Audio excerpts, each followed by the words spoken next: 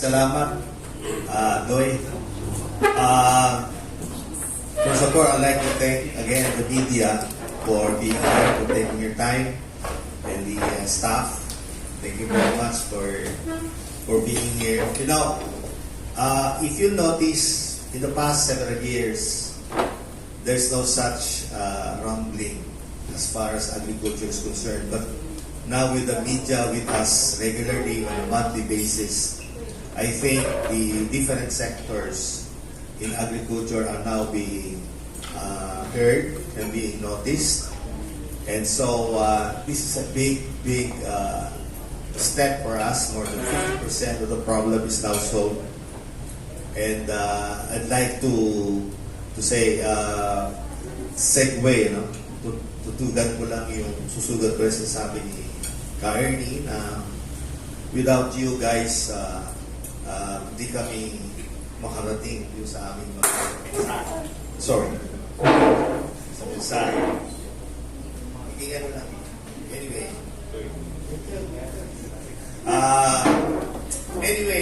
In general, this is the first batch of speakers because hindi namin mapapagkasya yung marami, no? So, now we have rice, we have the pork, the chicken and egg is outside. I think we will send the staff to all Attorney Isyong and Joji Santiago to come already here. Very sorry about that. Yeah. Sabihin niya, pagpapalain ang baboy. We will hear from all of them, their outlook and some issues, and you can ask questions. We'd like to request that each speaker to limit their talk to 5 to 10 minutes so that we can give the media time for open forum. And the next batch of speakers, we will be talking about fisheries, logistics, water security, and climate change, and so on. No? Hindi lang natin mapagkasya because wala nang mangyayari, puro speaker na lang dito or source person. We are here for media, so we would like to give more time for media to ask questions. All the champions of major commodities are here, and we will be now we have rescheduled our PCAFI-Han every second Wednesday of the month. Before, we have every first Friday of the month. Upon the request of media and in consultation with our members, we moved our monthly schedule every second Wednesday of the month. Same time, same venue.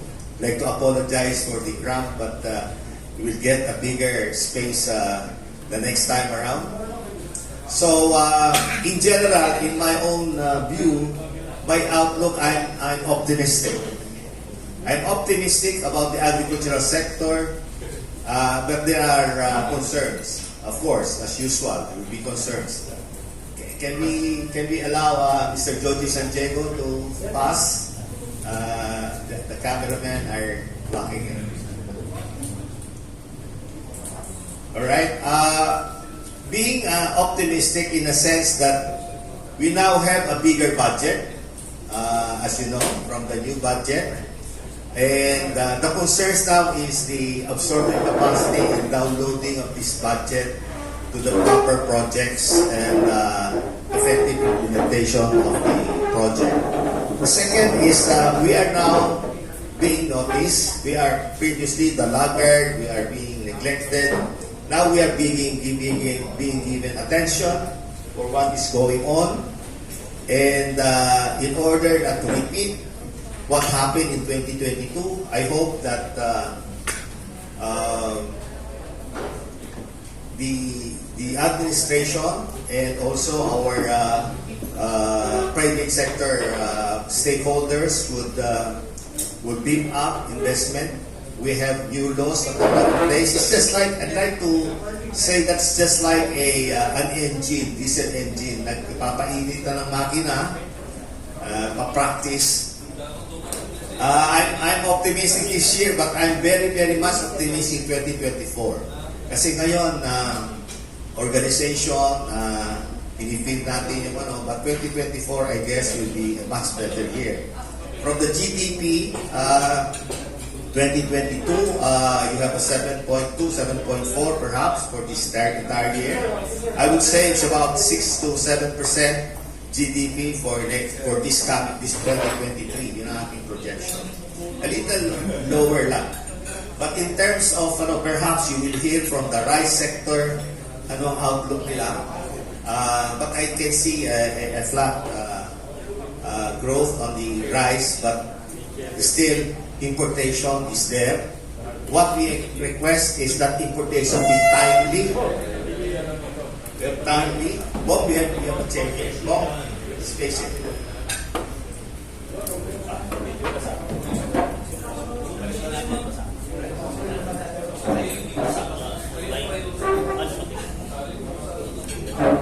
Anyway, thank you Bob for coming. We're now complete. Medyo natawid yung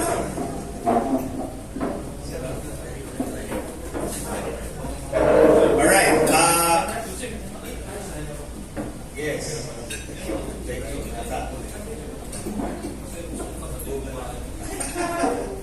Anyway, so we expect, we are now at 1.8% growth in the third quarter. I would say sa agriculture. If we can have about 1 to 2% growth to GDP, contribution of the agriculture sector will be good enough. But I would say we should pick up about 2 to 3% for next year. As chicken will recover, the hatching eggs and the breeders, and for 2024. And everything will be in place. Because I would like to emphasize that we should not be reactive. We have to be anticipate. We have to have anticipation and proactive on this agricultural sector. You don't import sibuyas when it is about to harvest. But so since that the order is released, I'd like to reiterate that these arrivals of onions should not exceed the month of January, because our people in Nueva Ecija will have a full-blown harvesting starting February. Onions problem is a symptom of a problem. It's a symptom of a problem in the sense that onions is just telling us an example of what happened to the different commodities. It's the same problem with corn, same problem with rice, same problem with other commodities, livestock and poultry. And onions is just an eye-opener, but there's really a big problem. And it's spiked, and that is what we see on the problem of anticipation. The proper importation, as what we agreed on some importation on the item that is really needed, but not to exceed what is supposed to be imported. Last year, we imported 60,000 metric tons of onions. With 2021, I said. Last year is 2022. I guess the importation, according to Jasper, is about 20,000. A year before that, 2021, is 110,000 metric tons. And we have already imported 20,000. So we expect really a big deficit, shortage of onions. And now we are trying to catch up. Problem with sugar, problem with other commodities, basic commodities. Now, I do not know what's happening with sardines, tamban. As you see, 2 months ago in our PCAFI-Han, the canned sardines group already expressed their concern that their supply will be up to December. I do not know this January and February if there will be shortage because we're still as a ban on commercial fishing. I hope that tamban, which is the basic food that is being eaten by our poor kababayans, will be protected. There are several others, so I say that onions is a symptom of a bigger problem. Almost all commodities have the same problem, post-harvest facilities. And I see with the budget that's now, that the attention is being given to the agricultural sector, value chain is now being attended to. So there's reason to be optimistic. And improvement will come. But the concern, of course, always there is a concern when your optimism is there. Concern is the organizational infrastructure of the Department of Agriculture will have to be in place. The motivation, inspiration, and the energy of the people in the agricultural department to be there to assist our farmers who need help, especially those poor farmers that have meager land that is being cultivated. I'd like also to correct, that's why we have invited indigenous people as part of the topic, because 40% of our land is being occupied by the indigenous people. And that is not in the map. That is not in the map what we're talking here. And we have not given full attention on water, because how can you plant without water? You have fertilizer, you have seeds. You have to give importance on how we manage our water and how we protect ourselves from climate change. It will not go away. It's there. So these are things that go beyond us, not only in the short term, medium term, but the long term.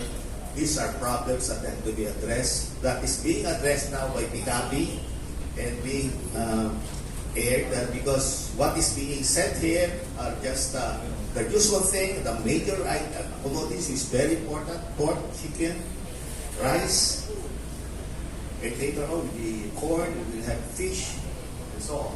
And that is being covered by our Pagkain. We will be on batches. And again, welcome to everyone. Happy New Year. Advance Happy Valentine's. Happy birthday. And forget about that. I'm always, I'm 48 years old. I'm 48. Actually, that's the address of my house. Thank you very much. And maraming salamat mga kaibigan sa media. Thank you for being here. Thank you, President.